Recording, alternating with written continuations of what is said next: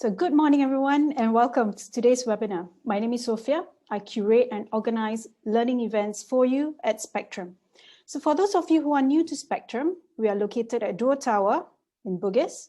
And aside from providing learning events like this, we provide event and premium workspaces for you to work from.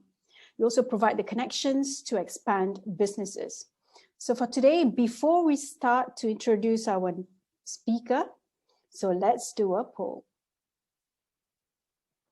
Hope everyone can see this on your screen. So Emily, let's just see the responses for a little bit, yeah? Okay, sounds good.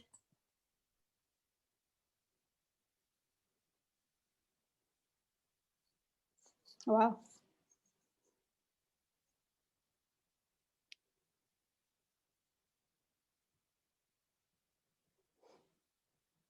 Oh, that's great. Okay, as majority of you have pointed out, you're right. She used to be a radio DJ. That was what spurred her after listening to youths airing the problems on air. So she wants to have a voice for the youths to and to take action on the issues that they have at hand. So on today's webinar on empowering the next generation, lessons from a world-changing organization, we bring to you Emily Teng, the founder of Blessings in a Bag, speaking all the way from San Francisco. So Emily is named by Facebook as one of the world's most inspiring leaders and change maker. She received Singapore's President's Award in the same year in 2018 for a decades-long journey championing the community spirit in Singapore. She was selected to represent Singapore as part of the US Women in Leadership in ASEAN and as part of the Young Southeast Asia Leadership Initiative. So Blessings in a Bag is an award-winning and globally recognized organization with a vision where young Singaporeans can shine their brightest regardless of their background or circumstances. So audience, if you have any questions for Emily, please post them here. We will address them after her sharing. So without further ado, Emily, over to you. Thank you. Thank you so much, Sophia. I'm so thrilled to be with you this morning or this evening here in the San Francisco Bay Area. So thank you so much to Spectrum Global, to Sophia and her team who have been, inviting us to share our lessons with you today. I was joking with Sophia earlier on. This is probably the first time that I've put on a jacket because I've been in lockdown here in San Francisco since last March. So it's kind of been cabin fever all the way. So within the next hour or so, what I hope that you'll be able to take away from our time together is new opportunities to connect and collaborate, either with Blessings in a Bag, with myself, or with each other. I'm not quite sure how we're going to do that in this format, but my hope is really collaboration and connection. I'll also be sharing about my personal journey, just some of the experiences that we've had to navigate through, and also walking through some of the challenges that we've had to go through, as well as some ideas, inspiration, reflection prompts that you can go away and use in your own workplace or your own social cause, your own ground up.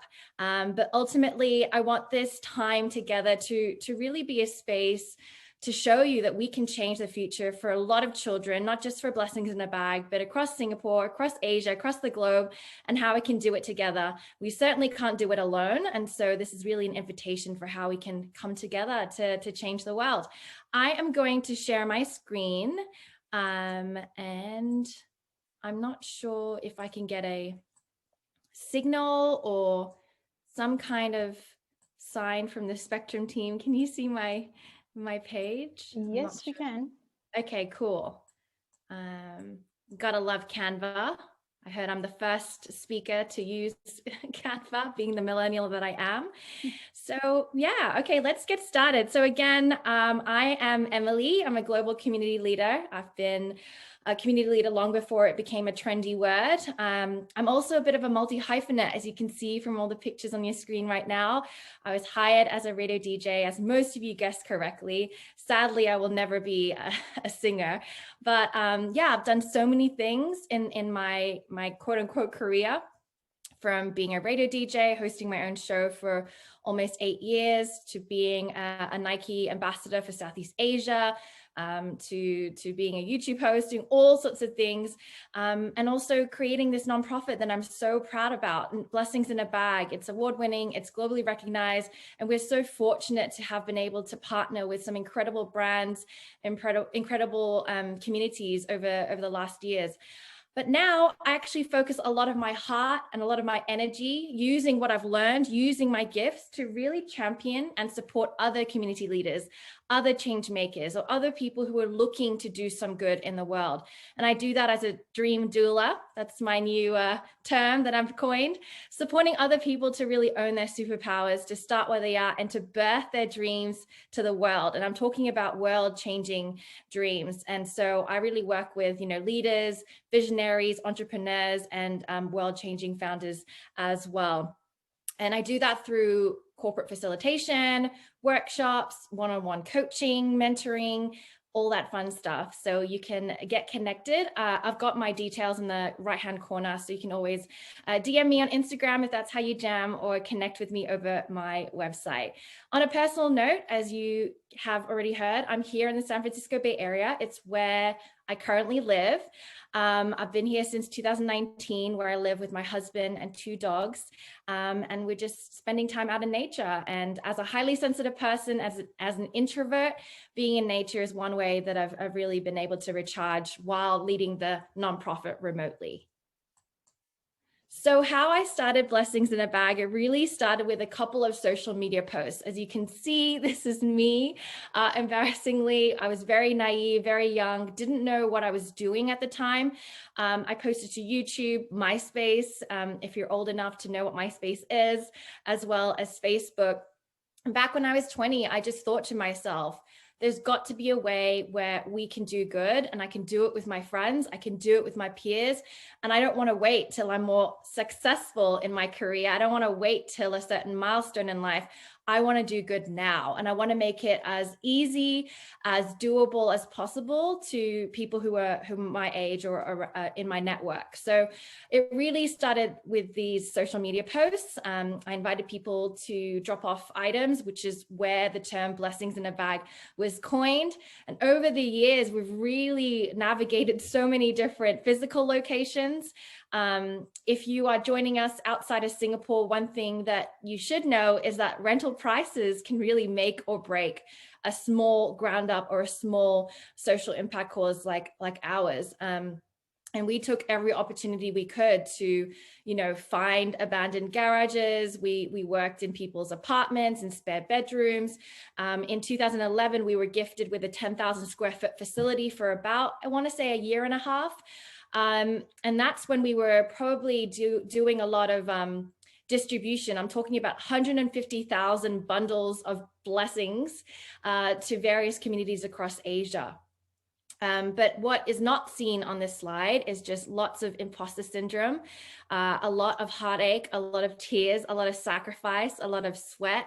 And the critical time is 2014, where my health really was on a decline. I suffered a massive, I don't know what you call it, but I had massive burnout. I collapsed in public, and I was in hospital for about a week. And I just said to myself that I can't keep going the way I'm doing it.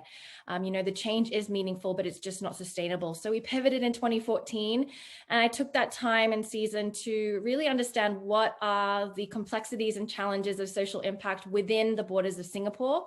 And that's where we really focused back home in 2014. And we were able to get our new building, our space, which you can see here from 2014 onwards. It's a safe and trusted community space for many children and young people today.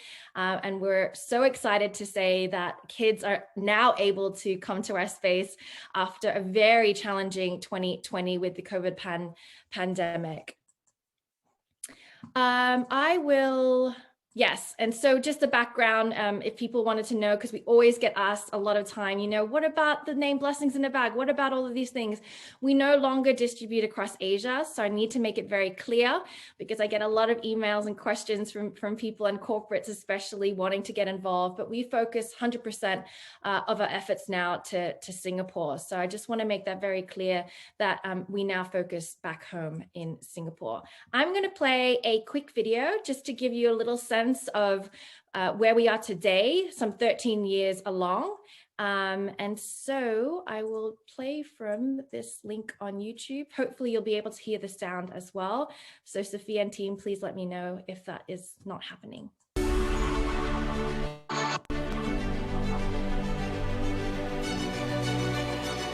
We give so that we can make a change. So what inspired me to start Blessings in a Bag was really because I didn't see many of my peers giving back or wanting to contribute meaningfully. They were always telling me that they would give back if they made it in life, or if they became successful, or when they retired. But for me, that was too late. We have had conversations with those in the social sector and social workers as well, who've shared that they don't have enough bandwidth to journey consistently and for a long time to kind of guide these youth. So Beyond Awesome is one of our youth community programs under Blessings in a Bag, and we work with under-resourced children and youth between the ages of 6 and 16, and they are referred by our friends in the social sector or through word of mouth. And what it is a youth for youth program. So we have youth volunteers coming in to serve and to learn and journey together with the kids that we outreach to. We are living in a world that is very much connected through technology and through social media and through just our daily lives, but we're actually, if you think about it, we're very disconnected. What this place and this community represents is a community that wants to connect on a human level. We want to have deep and meaningful conversations with our youth as well. And in that way, we're actually preventing some of the things that we've seen. We've had young volunteers who have decided not to commit suicide through our program because they feel connected, they feel that they belong, they have a sense of worth and value from being in this space. I hope that Singapore's giving culture will be one that is truly experienced and not just known intellectually in their mind. It's something that if you experience love yourself, that you will then share it with other people. And I want love to not be a cheesy cliche thing. I want love to be seen as a superpower and something that people will catch on and spread with joy in the city. What if no one was left behind?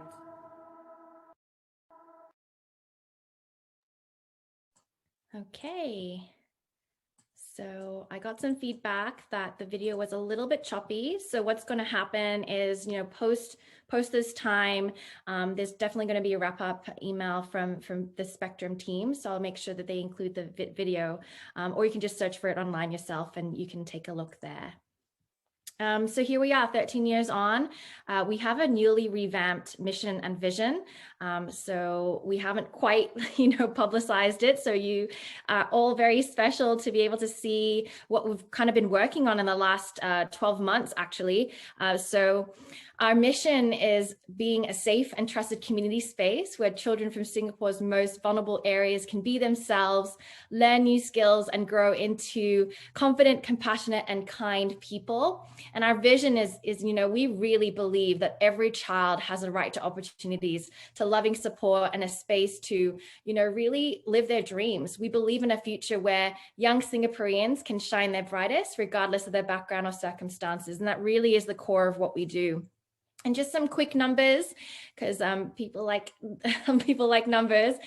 We do open our doors for the ages of 6 to 16. That's the age group that we currently work in. Why the large age range? It's because when we work with the families, they say if you don't take the younger children or if you don't take the older children, then they're not going to send any of their children our way. So we take the whole family unit to us.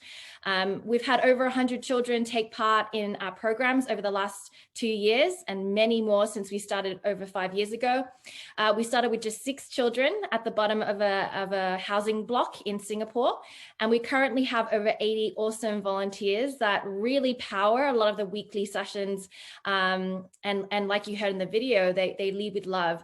And we have over 100 intentional touch points, whether it's with the kids and even more with the volunteers, with in-person sessions happening each and every week for every year. And right now, we currently have one safe and trusted community space, as you see here. This really is a home away from home for many of the children, but also for our volunteers. It's just a space to hang out and let your hair down. So yeah, we're very grassroots. We're very much on the ground. We're incredibly intentional. We're very personal. And that's what makes a space and a community like ours so special. We certainly can't do it alone. You'll hear me say that a lot. But this is how intentional we are with every child that joins our program. They really are at the heart of everything that we do. You know, through our programming, we focus on building, you know, meaningful relationships amongst their peers and their friends in the neighborhood so they can look out for one another, you know, even when they're not in our space. We also focus on a love for learning, curiosity. We create opportunities for them to access different experiences, like going to the Esplanade, learning how concert etiquette should be done, meeting the concert players backstage. You know, we go to F45 pre-COVID. We go to F45 every month for the kids to really have a good sweat, and same with our volunteers as well. So lots of things are included with our programming, and we surround our kids with intentional care of support, not just from peers and their own friends, but also a committed community of volunteers. And they journey with our children for 3 to 6 months, nothing less than that. And we also have corporates and partners who really love the work that we do, and they come on board to drive momentum and impact alongside our team. And then, of course, we have our team leadership, our advisory, we have our, you know, volunteer leads to ensure that every single circle of care is, you know, fueled by love, that it has all the resources and support that's necessary to really keep the children at the heart of everything that we do. And so, like I said, we can't do this alone. It certainly takes a village to raise a child. And so we're always open for collaborations and partnerships. And I look forward to hearing more about the ideas that you might have. Noticing some blinking on the top of my screen, but I'm assuming that that is handled by Spectrum's team. So I'll keep going. If you're curious to know like who or you know, where the children come from, it's also one of the top questions that we get when people are first hearing about the work that we do. We work with children from rental flat communities in Singapore. If you're not joining us from Singapore, what are rental flat communities? In a nutshell, it's for families and households where priority is given to those who have a total household income of not more than 1,500. Of course, there are, you know, exceptions and different people and different circumstances, but these are what you would call government housing. And I've really struggled finding a comparison outside of Singapore because it's very much different. But really, these are where our children are coming to our program from. They live in neighboring areas, and they come to our center by public transportation alongside our volunteers. And so I'm going to show a quick image. This is provided by the Straits Times. And so just for those of you who are joining in, who are not quite familiar about Singapore, this is what you know, a typical or an average one-room flat looks like. It's one room to house an entire household. You know, you've got a bathroom, you've got a room and a kitchen, but it's very common to see overpopulated households, you know, maybe 6 or 7. So you can kind of get a sense of why children really love our space. You know, there really is an opportunity for them and a freedom to really be who they want to be, to have privacy, to be with their friends, or even to have some quiet, some peace and quiet from their home. And to give a bit of context about why we journey with the children that we work with each and every week over the years, some kids are, living in households where parents are working irregular work shifts. As I mentioned before, overpopulated households. There might be single income households. Maybe a parent or a family member or a guardian is currently serving time in prison. There could be negative influences happening. So we hear a lot from the children themselves that there's, an increase of police presence. They don't quite have any evening where they come home where there isn't loud music or shouting from neighbors. So there is that environmental aspect to take into consideration. And in terms of personal development, we have also noticed that children who do attend our programming, when they join, they typically come with poor academic or just no interest in learning in general, behavioral issues such as anger management or emotional inability to regulate their emotions. Mental well-being is not optimal, and there's very low self-esteem. This is a common thread through almost every child who walks through our doors, is just this low self-esteem and a lack of confidence. And so just some quotes from the children themselves and the parents themselves. One of the parents have shared that their child has become more confident and the program has been really kind and encouraging, that their child has been able to speak up and really share about what they're thinking or what they're feeling. So these are kind of the changes that takes place for a child that joins our program. The second one comes from one of our older youths, where they say, this is a place where I can relieve my stress, create new friends of all ages, and I've learned that you can really make a family out of a few people. And I want to just underscore this make a family out of a few people, because that is really the uniqueness and the specialness of what Blessings in a Bag is all about. We go very deep.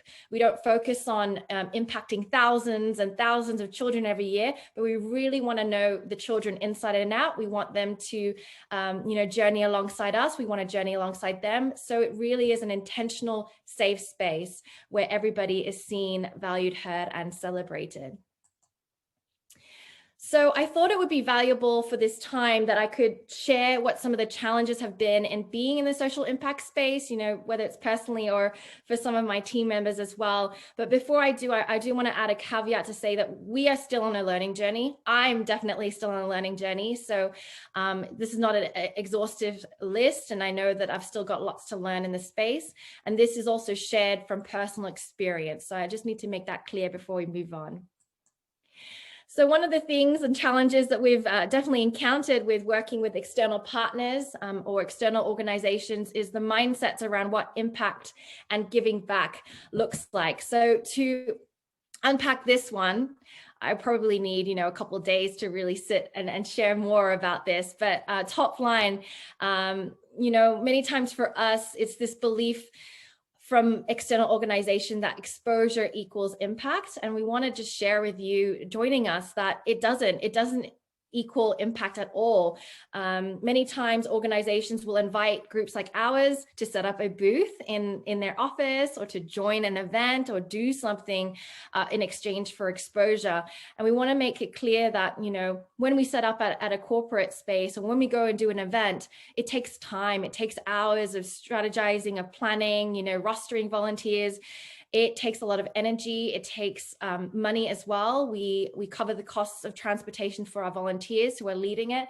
And so it costs a lot for the nonprofits to do it, nonprofits like ours.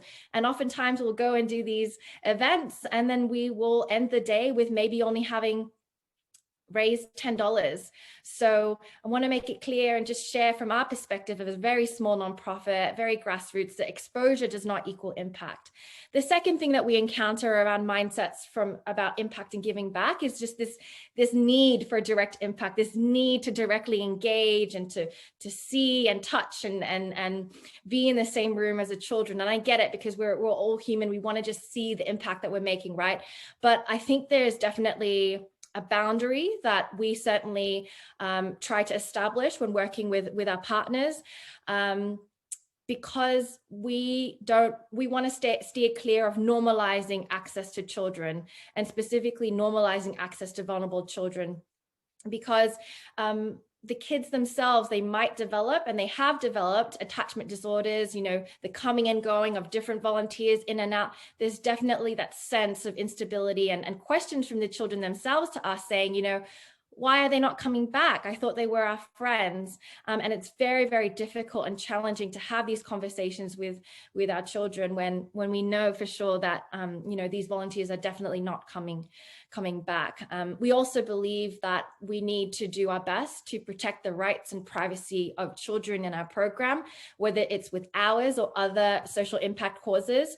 It's important because the United Nations themselves, they have a declaration on the rights of the child, and they state clearly that all children have a right to privacy. So we do not allow selfies. We do not allow, you know, mobile phones into our space, because we take privacy very, very seriously. And of course, what ends up happening is that many organizations choose not to go with a group like ours, because we don't quite have the ability to take selfies with our children or take the kids out to the zoo for a day, because that's just not how we roll. And so we do have lost opportunities there. But, you know, like I said, children are at the heart of what we do. And so we really want to respect the privacy and the well-being of the children in our care.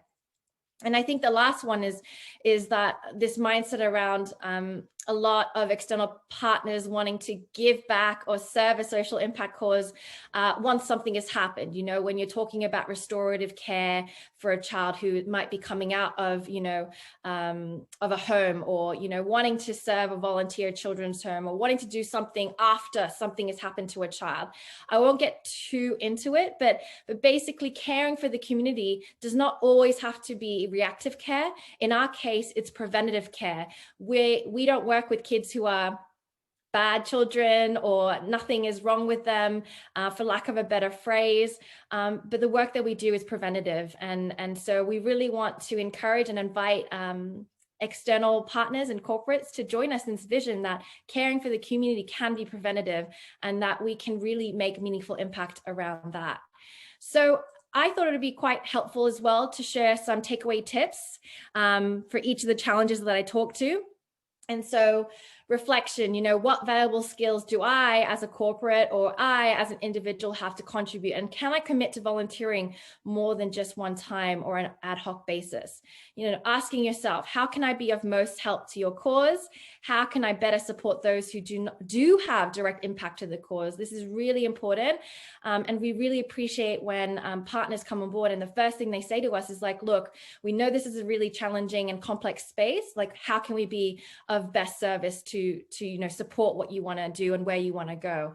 And the last one is to give. Pay nonprofits for sharing, for running events. You know, when you're inviting them to do you know, a presentation or just talk about the cause, pay what you can, or cover the costs of transportation or coffee. It really goes a long way. So these are just some of my takeaway tips.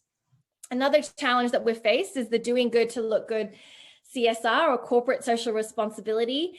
And I hope nobody is offended by anything that I'm sharing, but, you know, I am very averse or allergic to the surface level CSR that I've noticed in the last 13 years of being in this space. There's a bit of a joke that I share as well for the acronym CSR, which is you come, you see, and you relax. That's literally what CSR is for most organizations that get in touch with our group, because we end up spending most of our resources, our time, our energy as volunteers to look after and make sure that, you know, corporate volunteers feel happy, they feel provided for, they feel like they're having a good time, so that they can, you know, donate, or they can give something in financial terms. But what ends up happening is that it may dilute the focus of the work, because all of our energy as volunteers, we're thinking about, oh, so-and-so is coming in, how can we make this a valuable experience?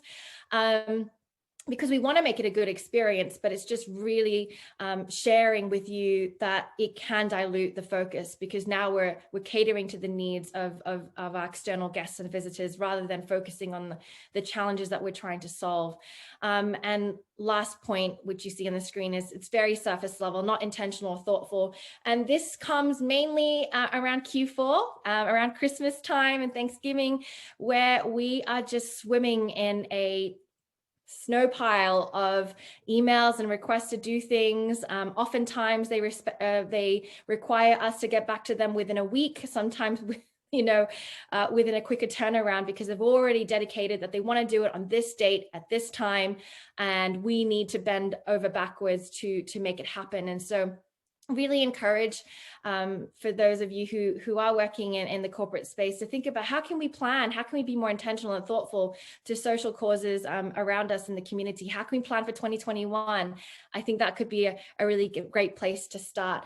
I'm not knocking CSR at all. I think it's really important at a workplace. There's so many statistics and research there about, why we should do good, the benefits of CSR, talking about how, there's this research from 94% of Gen Z think companies should address critical issues. There's so many facts and figures around the benefits of CSR. It's just having a rethink about how we do it and whether or not we can innovate from the ways that we've been doing it in previous years. And so some takeaway tips, again, is to reflect and consider the deeper why of getting involved with a social cause. Like, why have you picked this cause? Why have you picked this program? Think about it as an individual or as a team. The second one is action, supporting smaller ground ups or social causes. They might not be sorry, I'm just seeing blinking. Yep. And then give, pay nonprofits for hosting your organization, or consider asking your team members to each contribute something, which we've had experience in the past. And I want to say, for any of you who are joining me right now, who do run social impact causes, who are running a charity or a nonprofit, something that we have found quite helpful is to state a specific program that you have available to, a visiting group or an organization. For instance, pre-COVID, what we used to do was welcome groups to, create a safe space. They're revamping our theme. They're helping with, setting up the artwork. They're doing a lot of the stuff in the space, not directly with the kids, just with our volunteers. And we would actually ask for a token of appreciation, a minimum of $500 for us to, host their group. It would include sharing about the organization. It would include a Q&A with myself. And we found that a lot of organizations were open to doing it. So it's something you can consider if you are running a social impact group and you're really struggling to find an intentional way of hosting groups. Another one is telling nonprofits how they should work. This is definitely a challenge that we've certainly faced over the years. People sharing how nonprofits like ours should allocate our funding, how we should serve our communities. It's such a pervasive challenge in the social impact space. And we certainly are aware of different partners who have an obsession with, quick impact. They want to see a change happen overnight. They want to see the impact of the dollars. They want to see the impact of the volunteering straight away, not recognizing that change is often nonlinear. The change is slow, and meaningful change definitely takes time. And we just want to make it clear that my next point is, not spending time to get to know the community before sharing their ideas. I'm kind of nervous sharing this because this is the first time that I'm coming out publicly to share that these are challenges and frustrations that we have faced for so many years. And so it's quite intimidating almost to share these challenges that we've definitely had a hard time with. The obsession with instant impact, or wanting, a guarantee of low risk, or wanting to have a specific result. It's quite difficult. And when you compare a nonprofit to maybe, an organization in the for-profit space, we equate failure, we equate growth. Yeah, we equate failure with growth. And so there's not much wiggle room for nonprofits to make mistakes, to experiment, to innovate, because we're so beholden to, funding or grant makers criteria. And then the last one is needing nonprofits to always deliver what is expected for the amount of time, dollar, and skills, which leads me to possibly my next challenge area.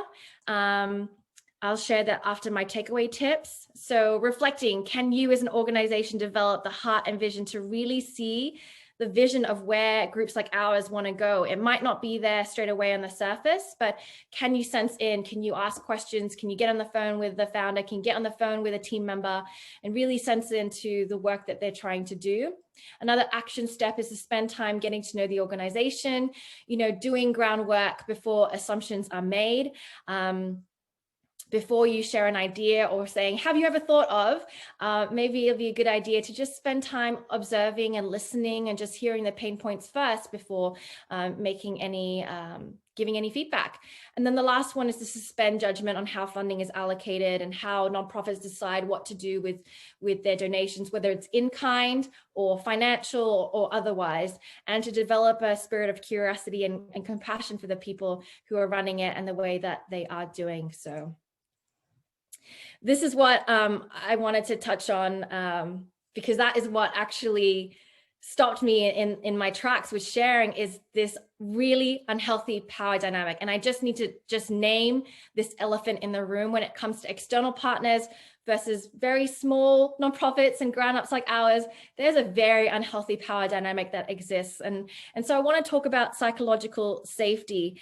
And Amy Edmondson from Harvard Business School, she's sharing that psychological safety is a belief that one will not be punished or humiliated for speaking up with ideas, questions, concerns, or mistakes. But there is often, for smaller nonprofits, for struggling nonprofits, for ground-ups like ours, I remember in the early days, there's often a lot of no psychological safety because nonprofits fear actually sharing what they need most. They fear saying how you can really be of service, how you can really help, because they want to make you happy as funders. They want to make sure that there is funding, because ultimately we need funding to move forward. We need funding to drive what we do.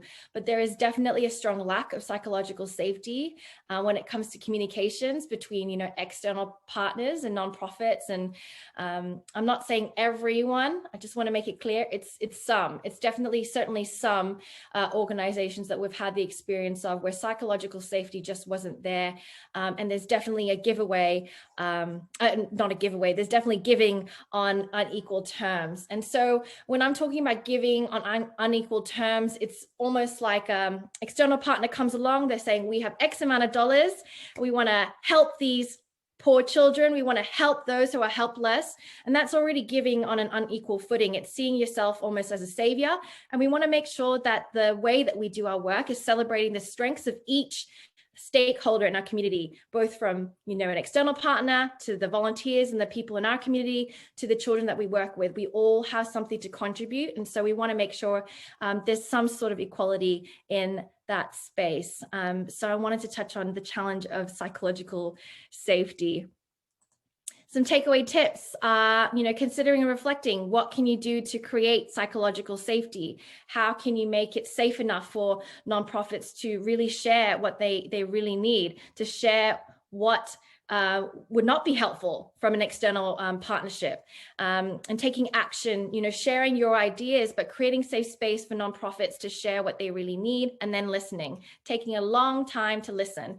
And the last one is to shift your heart and mindset, recognizing that every human on this earth has unique gifts, they have unique strengths. It's just waiting to be discovered and untapped. So just touching on that last piece of equality and just giving from a better mindset.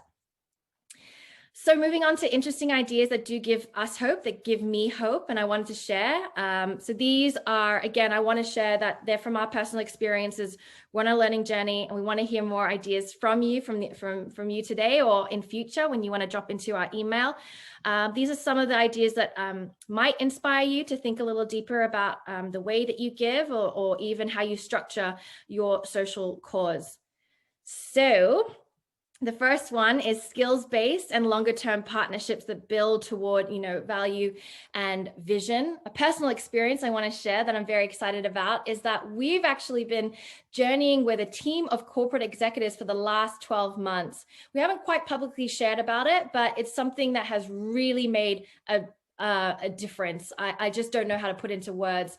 We've had a team of corporates, a group of 4 corporate executives from, marketing communications to people from the finance sector and investment space, and they've all rallied around Blessings in a Bag for the last 12 months. And honestly, we probably would not have made it through 2020 if not for, you know, these corporates coming on board and dedicating once a month calls and then offline meetings and strategizing around what we could do during the pandemic, and just seeing how we could build towards, you know, that value and vision of the organization. So I want to say, encouraging you to think about how can you do volunteering on a longer term, maybe 3 months or 6 months as a corporate, and how can you as a social impact organization create opportunities for longer term partnerships to be built over time.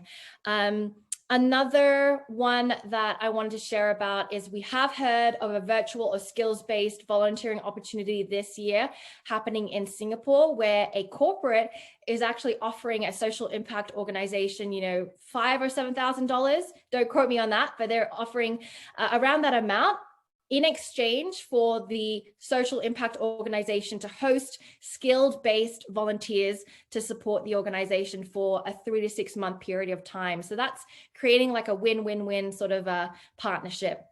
And the last one I thought was quite interesting. You may or may not have heard, in Singapore, there is a bank called Maybank, and they've launched the Momentum Grant. I believe it's just closed for submissions, but they've had this going on for quite a while, where they're creating recyclable grants. So they're funding the unsexy operational costs of smaller nonprofits like ours, and in exchange are providing these grants, you know, interest-free, where the nonprofit will pay it back on their own timeline when they can, and the capacity they can. And once it's paid up in full, that grant money is then forwarded on to another organization. So I'm personally very inspired by a lot of the innovation that's happening in this space that's coming from COVID.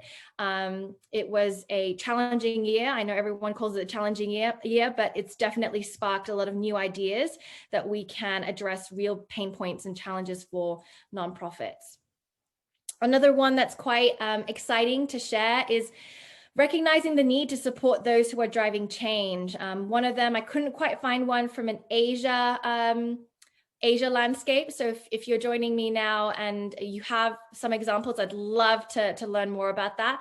But I know about Charity Water, which is based in the United States, where they actually have a small pool of private donors that commit to a very generous amount every year to cover the costs of overhead of this charity, so that members of the public who are donating to their cause, 100% of their giving goes directly to, you know, communities and children that are, you know, partnered with Charity Water. So I really love this approach. I think it's very inspiring. I don't quite see a lot of it. So again, like I said, I'd be interested to know more about how it looks like for Asia and an Asian context.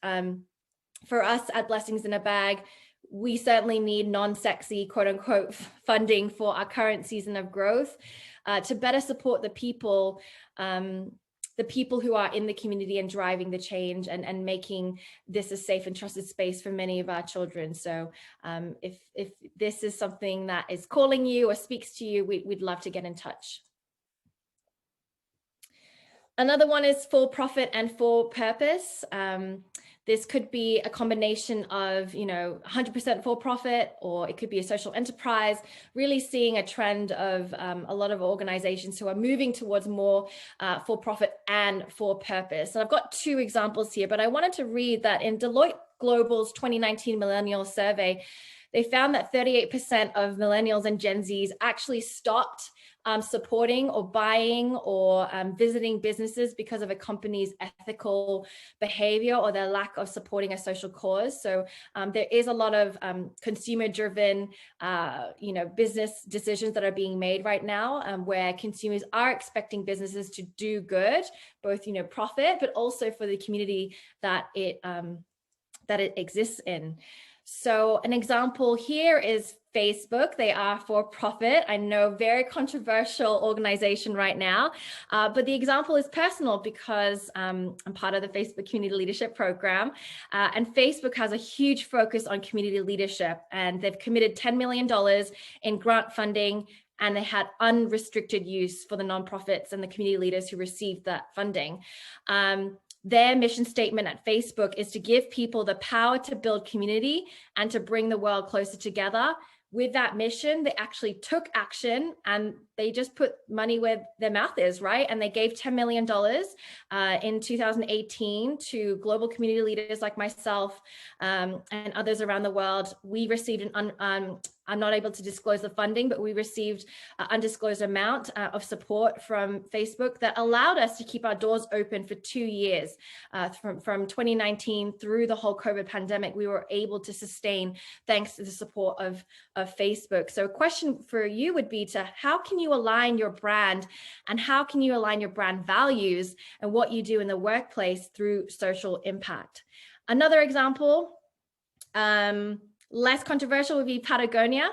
They're one of my favorite brands, and I actually don't shop there much because quite literally they don't want us to shop much. They believe in buying secondhand. They have a whole initiative, a whole, messaging around that.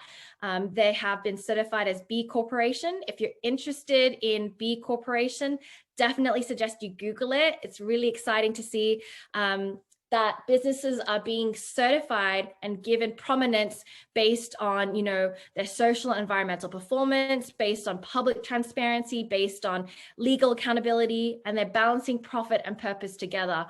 Patagonia is definitely very newsworthy as well because they have sued the previous president of the United States because it went against their brand values.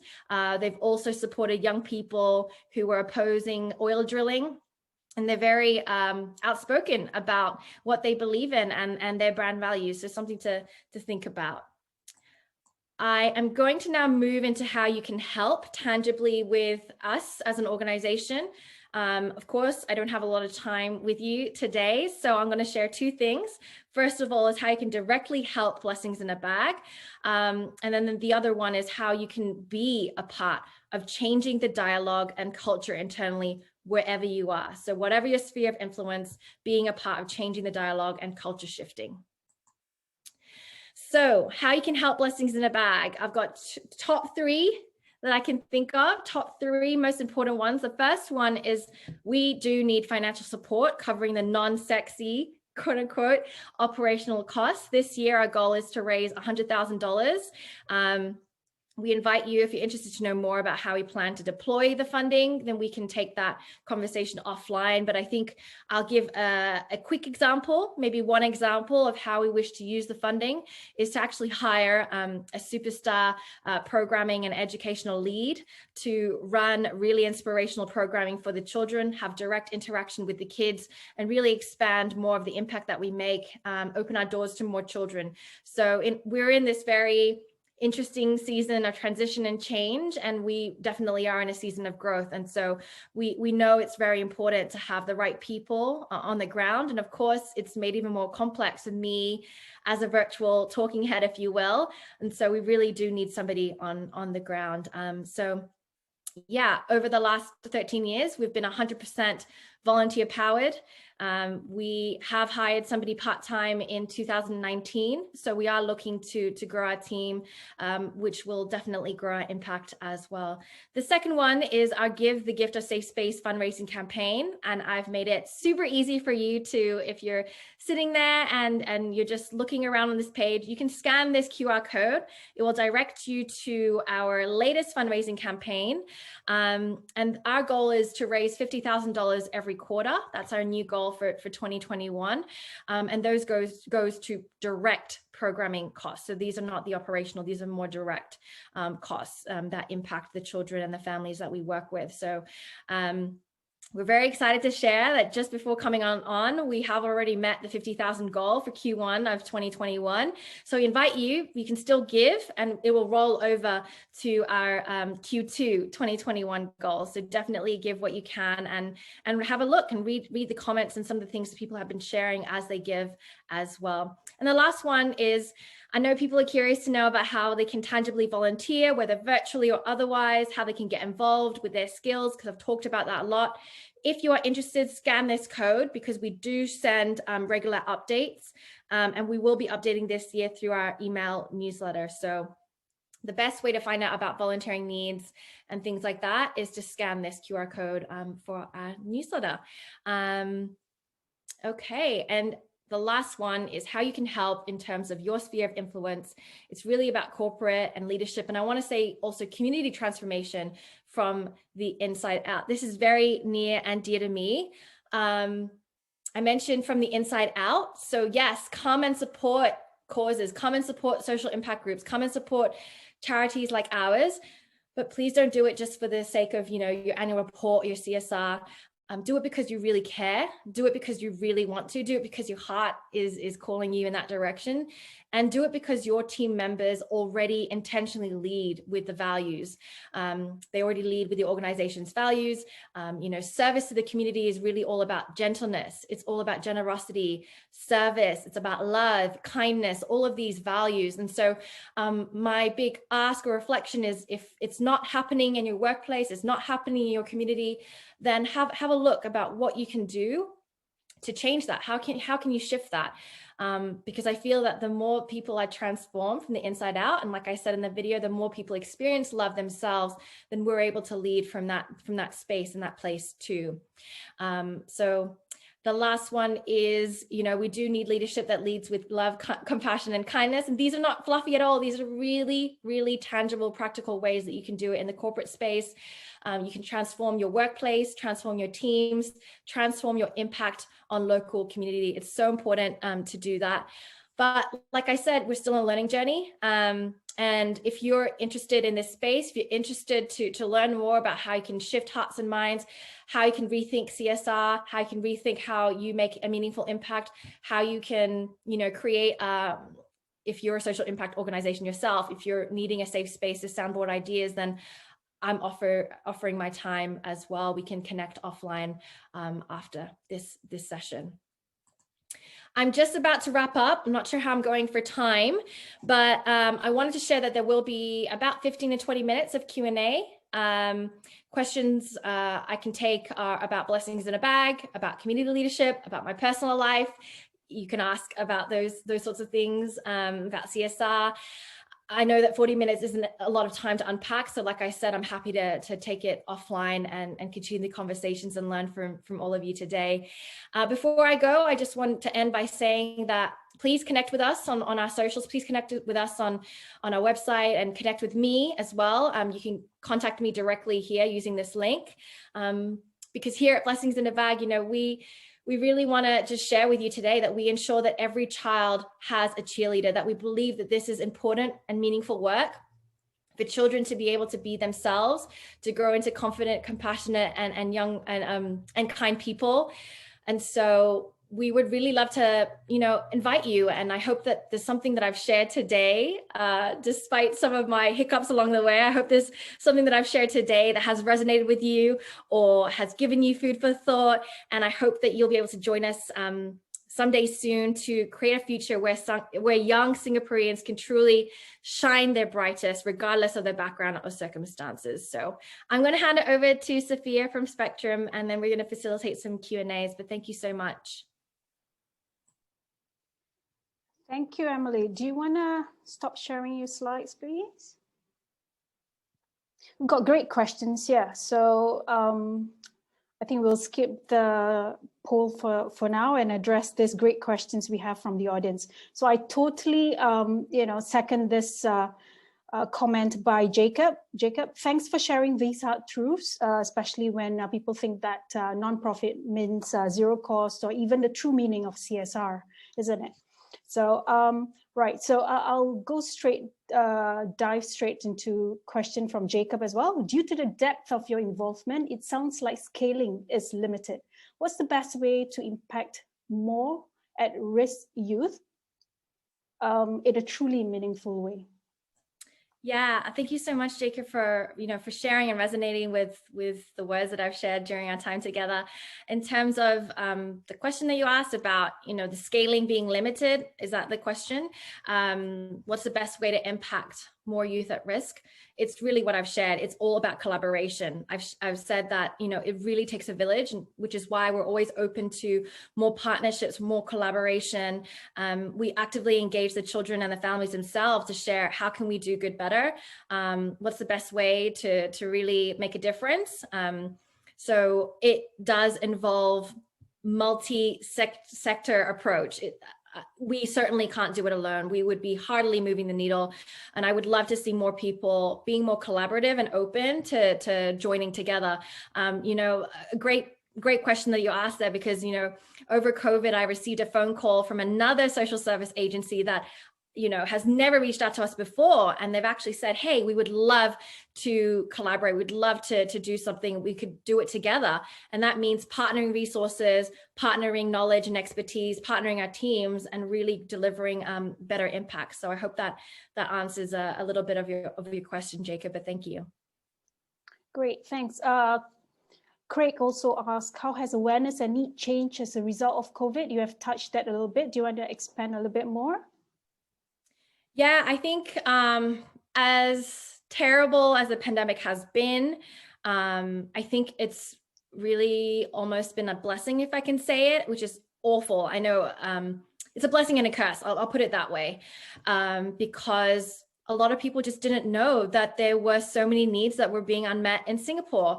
A prime example would have been when we work with our children, we already knew that there was limited access to the internet. There was limited access to quality devices, limited access to educational support for many of the children that we journey with. And as soon as COVID came on to the radar for Singapore and circuit breaker, we saw, many people were scrambling or even surprised, how can children not have, their laptops? How can they not have internet access? I know for us, during circuit breaker, we were scrambling to make sure that every child that needed one had access to a laptop, had access to internet. And we, again, collaborated with other groups like Engineering Good.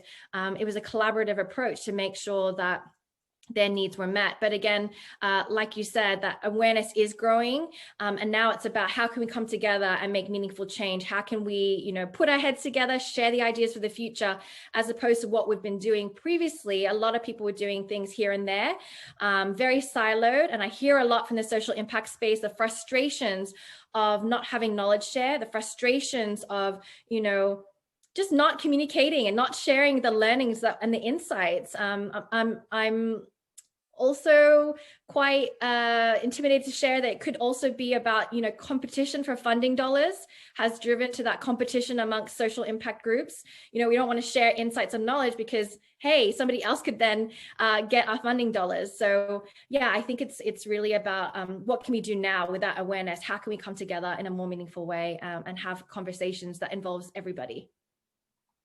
Thank you. So let's talk about space. Sylvia, thanks, Sylvia, for your question. Is the space that you still have in the Tan Boon Liat building? And do you guys also have weekend community programs? Yeah, thank you, Sylvia. Great question. Honestly, for COVID, I didn't know if we would still have our space by December 2020. We were literally scraping the barrel. And we still have the space. It's still open. We're very fortunate to have the landlords that really believe in our cause and actually working together with us to make it possible to continue renting from them. We do have weekly programming. The kids are still coming.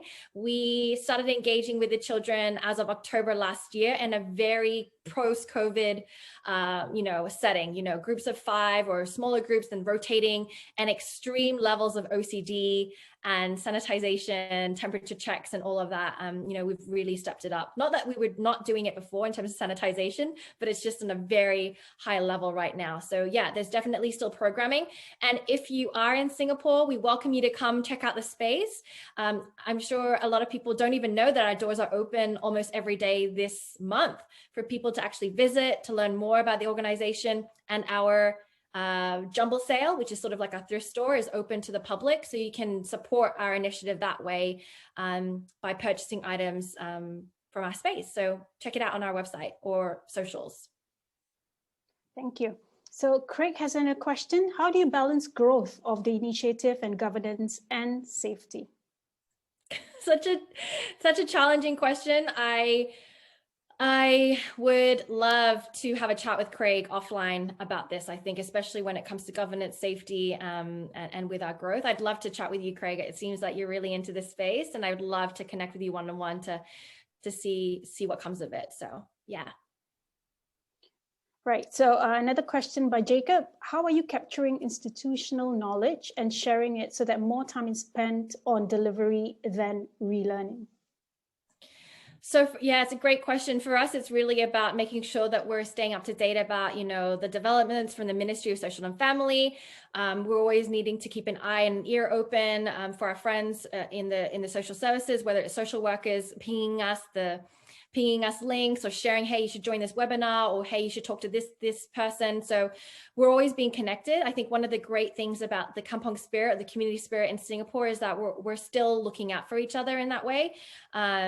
A lot of people in that space still ping me, check out this article, look at these facts and figures, and see what you could do and what you can make out of it. So great question there. Great. Okay, I'll sum up this last question. Jack, thank you for your comment here as well. I will share this with Emily separately. So his question is, what's the decisive factor when and where you choose to become a nonprofit as compared to a social enterprise? Great question. I've had to sit with this for years, Jack. I love this question. Honestly, I think because Singapore has such great benefits in terms of tax deduction or the tax benefits, it becomes so attractive for corporates to give to a registered IPC charity. We're not registered just yet, but we are in the works to do that. And the reason why is because we've worked with so many global organizations who need to report back to their HQ, mainly in America. They need the 501c3 status, so the equivalent is IPC. And so the tax benefit for them is really what attracts a lot of corporates or external partners to give. And that's really where I think Blessings in a Bag is headed, because there are a lot of organizations that have shared, we want to give, we have this much to give, but we can't because you're not registered. So yeah, we're going to go in the IPC direction. So I hope that answers, yeah, that's just the pain point. It's really wherever the funding is where the nonprofits tend to go. So very hard to, I think it would be very hard to start or restart or create a social enterprise from where we are right now, when we've already built up some pretty good partnerships who are ready to give funding that we really need this year. So thank you, Jack. Great, thank you. Thanks for all your questions. So I think before we close the webinar, let's do this. I have one last poll question. We want to see how you feel. So have you learned something you can take action on within the next week? Okay, let's just wait for some of the responses. Are these anonymous, by the way, these polls? They are anonymous, I hope. Yes, they are anonymous. Yes, they are. Okay, fantastic. Of course, majority says yes. That's great to know. And of course, hopefully that you have learned a lot from Emily today at today's webinar. And also, I'd like to thank Emily. Thank you so much for joining us all the way from San Francisco. Thank you to Blessings in a Bag. And I'd like to thank the audience as well for joining us this morning to hear more from Emily. So I hope that you can bring back a lot of key takeaways. And if you want to get connected to her, she's on LinkedIn. You can also go through Spectrum. Happy to connect both of you. And at the same time, I'd like you to fill up a short survey or feedback form after you exit from this webinar. And do join us next week, next Thursday, on a series, the first series that we're going to talk about Singapore, the FinTech nation, the journey forward. So I'll see you next Thursday. Thank you, Emily. Thanks again. And thank you so much. Well, thank you.